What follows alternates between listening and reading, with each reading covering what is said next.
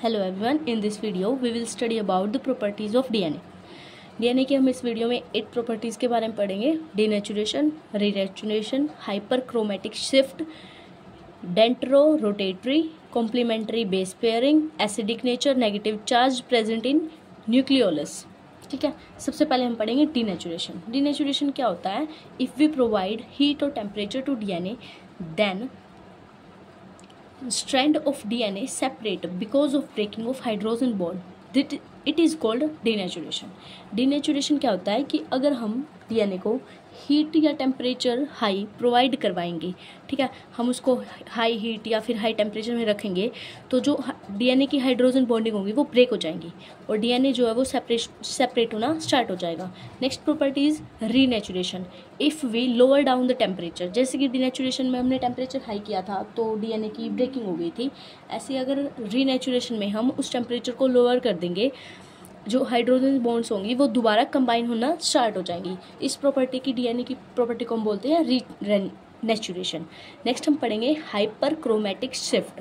Every molecule absorb light if light falls on renaturated DNA it absorb less, but if light falls on denatured DNA, light absorb capacity of DNA become increasing because of its nitrogen bond get exposed and increasing surface area.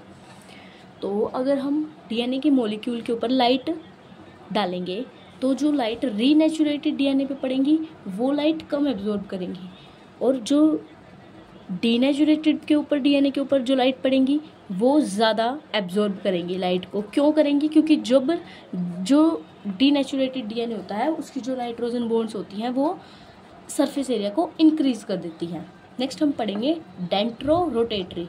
If plane polarised light, the light which is made up of only one wavelength falls on any molecule and light is bend on the right side of molecule.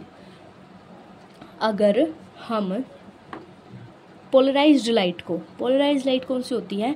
The light which is made up of only one wavelength, जिस light की सिर्फ एक wavelength होती है, अगर हम ऐसी light DNA के ऊपर डालेंगे तो जो लाइट होगी वो राइट तरफ की तरफ, साइड की तरफ बेंड होने जाएगी। इस प्रॉपर्टी को क्या बोलते हैं? डेंट्रो rotatory.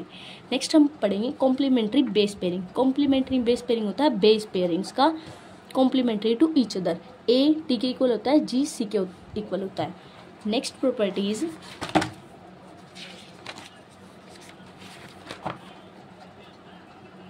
Y should DNA show acidic nature?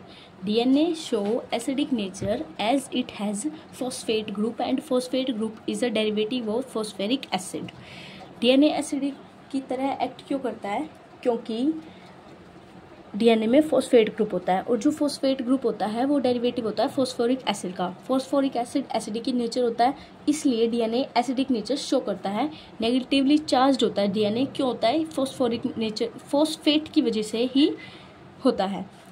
जो भी हम मॉलिक्यूल के जेनेटिक मटेरियल हम पढ़ते हैं, जैसे डीएनए हमारा जेनेटिक मटेरियल है, तो उसकी क्या क्या प्रॉपर्टीज़ होनी चाहिए, क्या क्या क्राइटेरिया होना चाहिए कि वो जेनेटिक मटेरियल है, वो भी हम इस वीडियो में पढ़ेंगे। सबसे पहले it should be able to generate its replica, मतलब उसको कॉपी बनाने की उसमें क्षमता होनी चाहिए कि वो कॉपी हो सकता है फटाफट। It should chemically and structurally be stable, वो स्टेबल होना चाहिए। It should provide the scope of slow changes that are required for evolution, उसमें चेंजेस अवेलेबल होने चाहिए। भाई चेंज हो सकता है, डीएनए का स्ट्रैंड हम चेंज कर सकते हैं, डीएनए की प्रॉपर्टीज़ चेंज नहीं होती, बट वो इवोल्यूट कर सके उसमें ये प्रॉपर्टी होनी चाहिए। It should be able to express itself, उसको खुद को एक्सप्रेस करने की क्षमता होनी चाहिए। It should present in every cell, हर एक हमारी बॉडी की सेल में वो प्रेजेंट होना चाहिए। Its amount should contain for constant for generations to generations, मतलब एक जनरेशन से नेक्स्ट जनरेशन में उसकी जो अमाउंट है वो कॉन्स्टेंट रहनी चाहिए।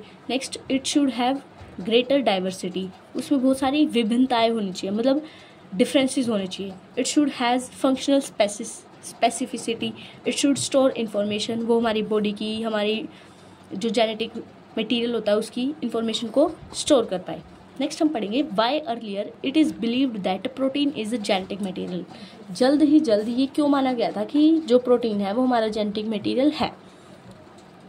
It has greater diversity due to different combinations of 20 type of amino acids.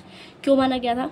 क्योंकि इसमें जो 20 अमीनो एसिड्स थे हमारे, उनका कम्बिनेशंस पाया गया था प्रोटीन में। Next, it is present in every cell. दूसरी बात, ये एवरी सेल में प्रेजेंट है, जैसे कि हमने अभी पढ़ा था इस वीडियो में कि जेनेटिक मटेरियल के लिए क्या क्या प्रॉपर्टीज़ होनी चाहिए, it should be present in every cell.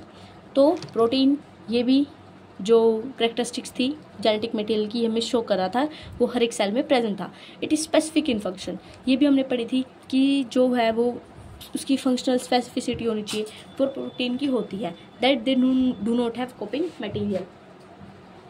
लेकिन प्रोटीन को डीएनए क्यों नहीं, मतलब जेनेटिक मटेरियल क्यों नहीं बोला गया था? क्योंकि इसमें कॉपिंग प्रॉपर्टी नहीं थी, क्योंकि ये कॉपी नहीं कर सकता था डीएनए की तरह, इसलिए डीएनए को हमारा जेनेटिक मटेरियल माना गया था, प्रोटीन को नहीं। ठीक है, थैंक यू फॉर एवरीवन।